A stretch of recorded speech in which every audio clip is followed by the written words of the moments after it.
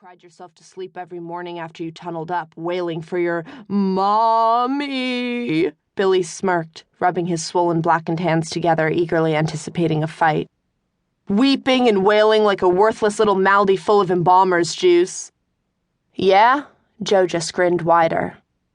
His brain radio, the waves of telepathic sound that help us talk around rotted throats and tongues, veered into a hard, fast electric guitar screech that could have been real anger, could have just been the need to fight.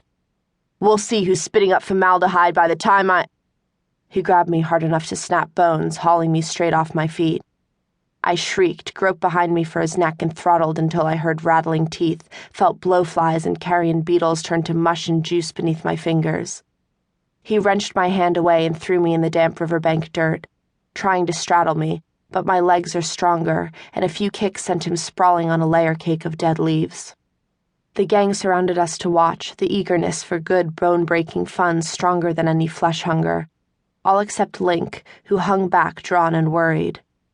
Link's a sweetheart, he is, but however book-smart he was alive, he's got no clue about anything that matters. I turned to give him a little don't-worry glance, and that distracted second was all Joe needed to flip me over and force-feed me a heaping mouthful of dirt. You fugger! I coughed and spat, horse-kicking as Joe tugged at my elbow like a sailor hauling anchor. What's that?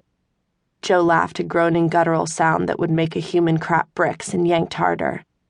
That dog bite tremor was happening again, up and down my left side this time, and he was too excited to care. Didn't catch that. He tugged more and I kicked more, and he pulled so hard that I felt vibrations through my arm socket and something close to panic. No, stop it! I finally found my legs again, rolling onto my back and getting a foot so hard in his chest I heard something snap and deflate. He gasped in pain, growled, and pulled back, ready to kick something loose inside me. The whole gang roared with glee. All right, Link stumbled over, gave Joe a shove. That's enough. Not the whole gang, then. Joe was on his feet again, looming over small, skinny Link like the biker bully he'd been while he was alive. Says who, baby boy? You? Let's hear it. Silence. Well, let's hear it.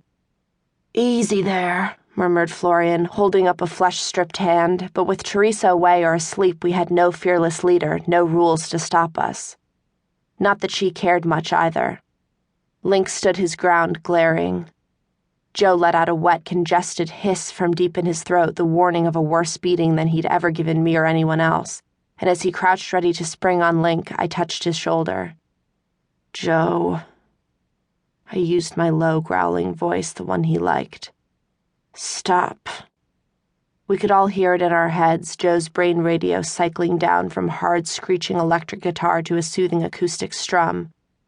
Right off when I touched him, his fists started uncurling. That's what Link just doesn't get, never will, about Joe and me. Link glanced at my remaining arm, making sure it was still attached, then buckled to Joe's and my seniority and turned away. His own brain radio never changes, a lonely one-handed piano, each plink, plink, a teardrop of notes splashing down. Awkward and silent now, a group blind date turned bad, we left my arm lying at the riverbank and wandered deeper into the trees.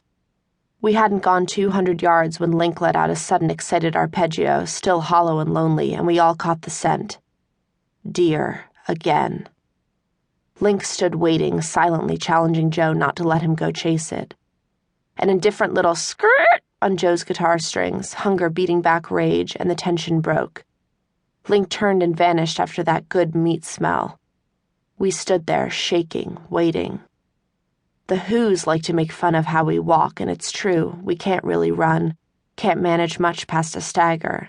But Link is just that little bit faster, fleeter than the rest of us, and he knows his business. We gathered in a tight semicircle, freeze-tagging shoulder to shoulder, still as winter trees. Waiting.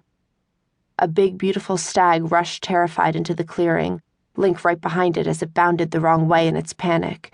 One great roar in all our ears, 8 ear-splitting dissonant brain radio symphonies of triumph, and we closed the circle tight around that deer, broke legs as it tried jumping over us, tore away antlers when it tried barreling through us, groaned triumph over its rising screams of pain before Joe wrapped a hand around the stag's neck and stopped all sound with a single